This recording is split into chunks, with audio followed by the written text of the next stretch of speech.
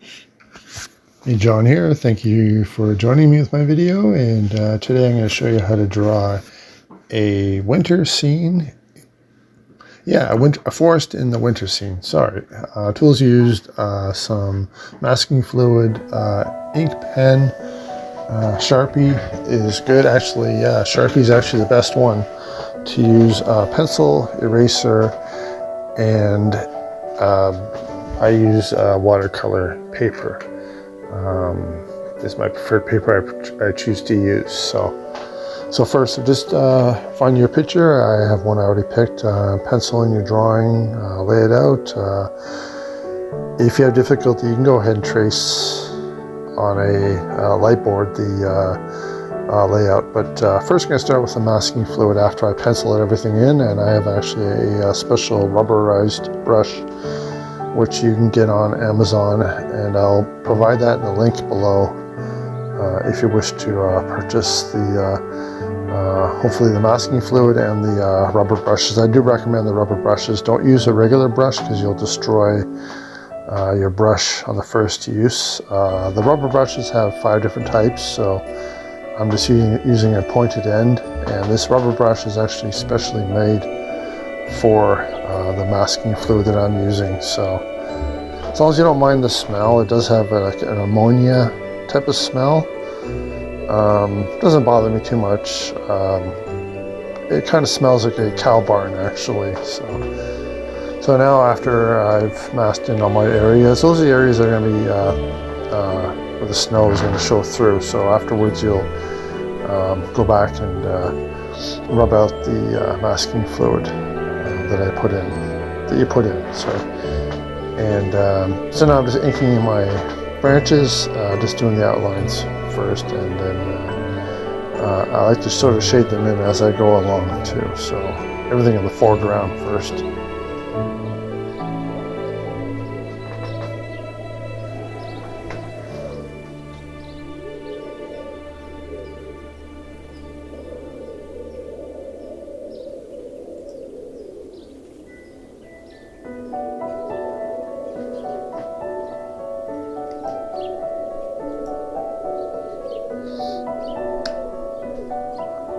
So I kind of draw up an area, then I'll go back and mask in fluid in another area, because it is pretty complex to use masking fluid in all your areas all at once. So it's better just to mask off one area, draw it in, and then go mask off another area and then draw that in as well.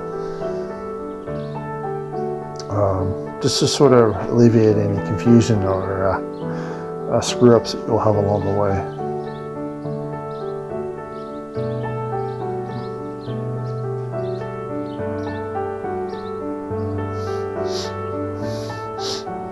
If you're wanting it to be close to 7 hours to do this whole entire drawing, I didn't do it all at once. I actually broke it up into 3 different parts. So I do have a career that I have to look after, so I just kind of do this in my spare time at the moment.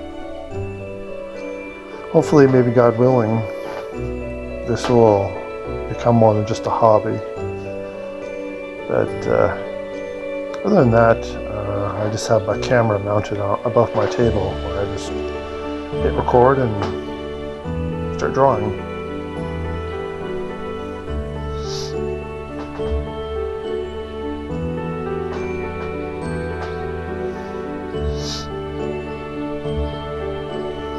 So you can see how I did the bark. I just lightly go back and forth with the ink pen, and then I sort of shade it as I go along. And keep in mind your light direction. So I have my light. If you're looking at the screen, my light source will be pretty much where my hand is. At 10 o'clock would be where my light source is coming from. So you want to maintain that so it looks fairly consistent for your whole drawing.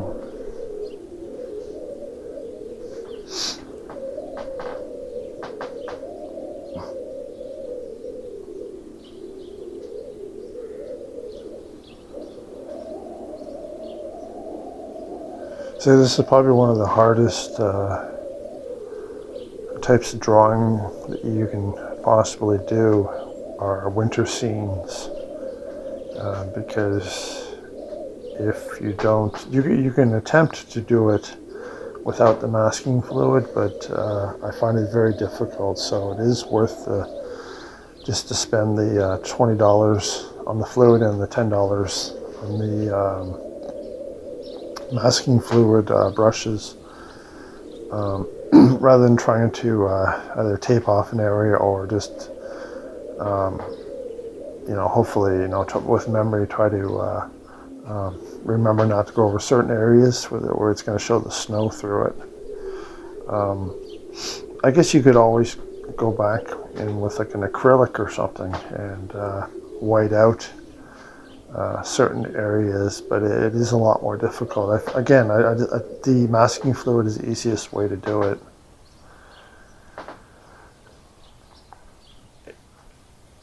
You'll see at the end when I pull off the masking fluid, but I won't do that until I'm completely done the whole drawing. You'll understand why if you are patient enough to watch the entire 22-minute video.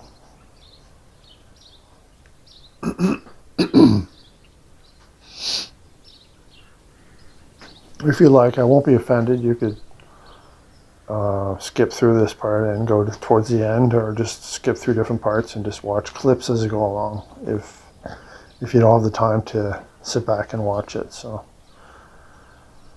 that's pretty much why I put the music playing in the background, just so you can kind of just let it play and watch the video, and you can maybe do something else at the same time if maybe you're at work working on something else or doing something else. You can just let this play in the background if you like. So and I hope if you haven't already, you can like the video, subscribe if you haven't already, and leave a comment. And I usually like to give a little small replies, thank you replies, and if any comments or suggestions you have, let me know, or any videos you would maybe like to see, you can let me know about those as well. And if you don't like the video, you can leave a dislike as well if you like. So sometimes people do that, so it's just, some people are like that. But it is always good to be positive, even if you can do 10 times better than me, you don't have to, or do 10 times better than other people. You don't have to dislike or leave negative comments, because really all you're doing is hurting yourself, by being negative, because you're kind of creating that energy around you of negativity, and it will affect you in life.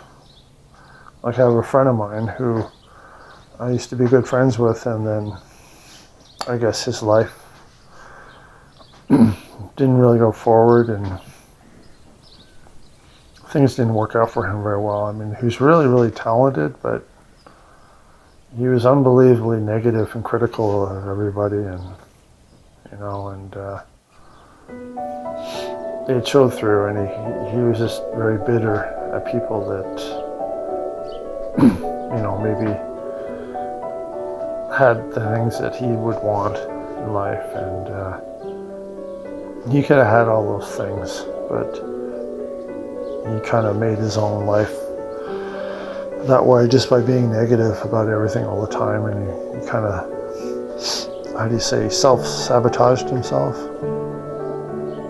So just keeping in mind that we make our own lives.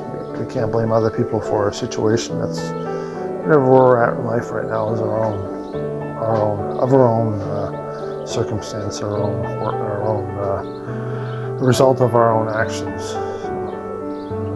So here I'm just doing the background pine trees, evergreen trees, masking off the areas that are going to be snow covered.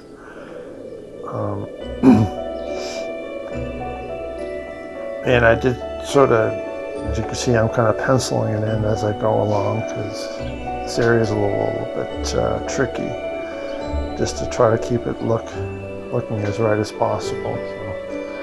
So, this is actually the second time I've done this type of drawing, a snow-covered scene. First time was of an abandoned church in a forest. It was a snow scene.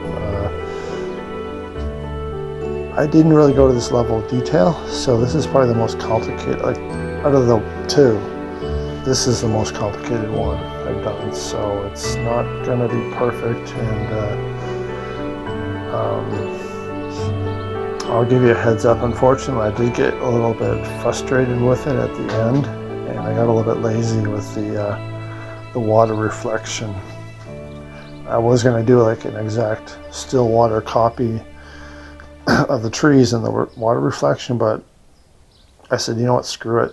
I want this thing done. I want to go start some other drawing. So I just, with watercolor ink and ink wash, I just did something quick for the water reflection. You'll see that at the end there. So it looks okay, but it's not 100% what I was looking for. So. But I did like how these pine trees turned out though. So I'll definitely be using this technique in the future for doing the pine trees. It turned out pretty good, I think.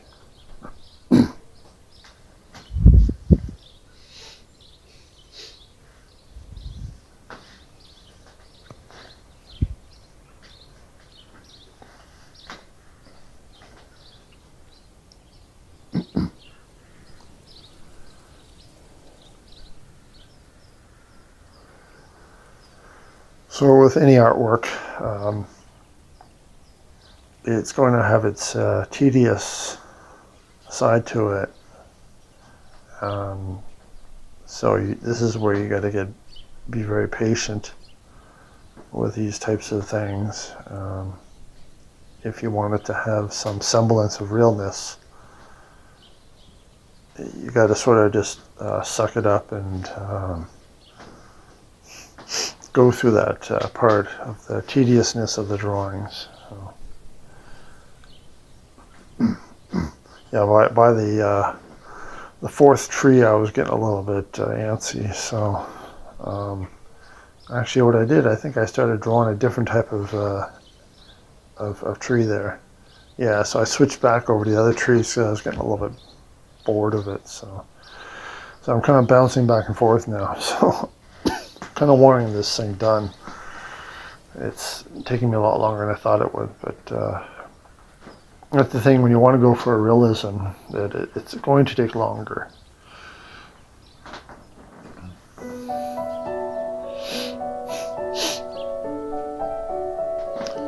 Sorry, don't mind my sniffling. I was outside burning some wood. It's my tradition that after I take down the Christmas tree, I let it sit out in the backyard for a couple weeks, and then a week and a half actually, because I didn't take it down until January 2nd. But anyways, I usually wait a little bit and I just light the thing on fire. Those things go up like gasoline. We always get the real tree, and I understand why there's so many house fires this time of year. Especially in my line of business, I do architectural design, and usually in January, February, I start getting I get all the calls about people that have had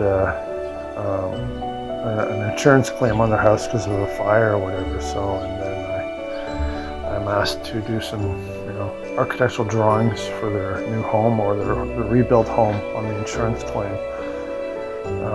So that is common this time of year. So I'm just doing the bank along the river here now. So I'm leaving in a few areas where I'm going to go back and with some ink wash and just that will be like the shadow areas, and the masked out areas there are obviously going to be the areas that are where the light is coming through. And the whole thing's actually going to be snow covered along the shore line there.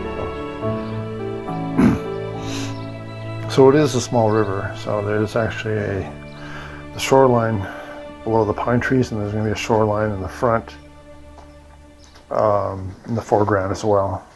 You'll see that after I finish these friggin' trees. So here I'm doing a different type of tree now because I was getting a little bit antsy, so I just changed it up a little bit with the type of tree. So like I could say the first one was just a regular pine tree, and this one is a something. A fern, I guess, yeah, a fern tree, or whatever you want. Palm tree. No, not a palm tree, that's stupid. What do you call palm branches? I can't remember the name of it.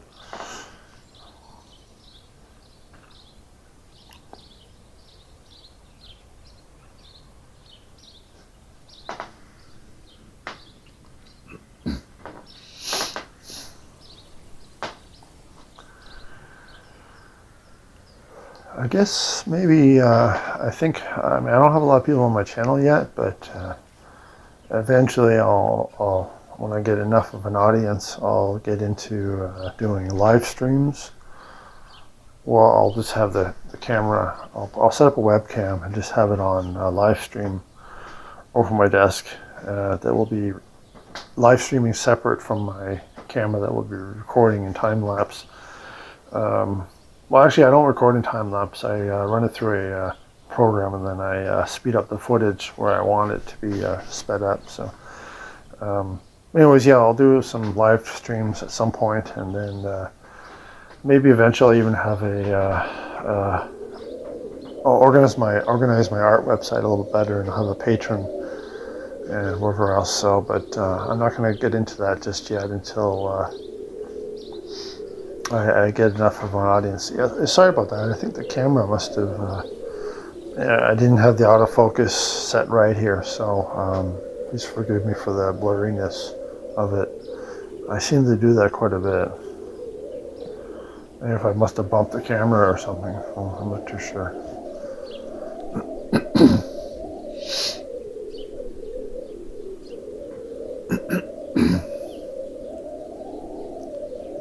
More trees.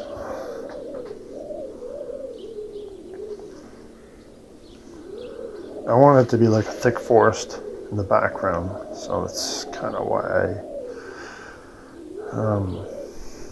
I went like overkill or super detail on the background there, right? So.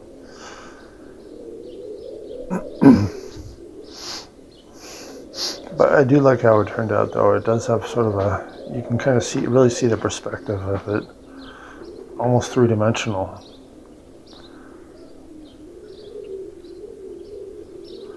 Just having the different types of trees grouped together, the coniferous and the deciduous separated with the foreground and the background.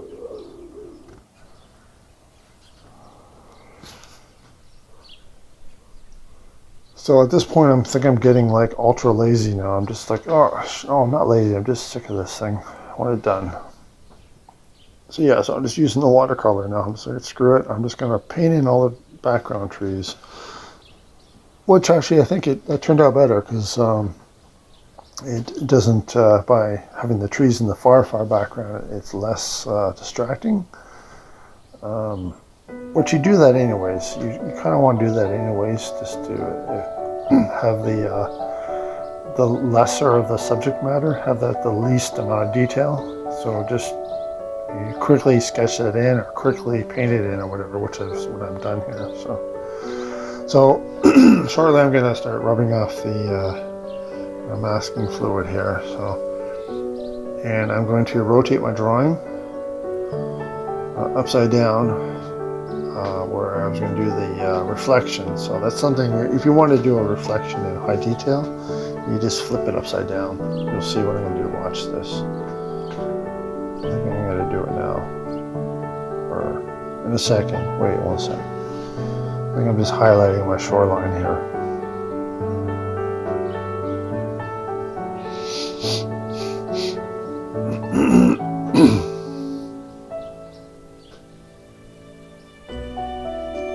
So I don't think this drawing will ever be an art gallery drawing. So I did get a little bit lazy with the reflection. Okay, here I go. I'm just flipping it upside down, so I'm going to do the reflection now. That's how I did it last time. I did do a reflection drawing before where I did that. I just flipped it upside down, and I'm just penciling it in quickly. But at this point, I'm sick of it. Actually, I stayed away from this thing for like 2 days because I was afraid that I'd destroy it. But yeah, I just said screw it. I'm just gonna ink wash it in. So I actually thought that I destroyed it here. I was actually about to crumple the thing up and just chuck it in the garbage can. So yeah, I flipped it over. I said screw it. That's it. Done. Nope. That's it. I hope you liked it. Thanks and God bless.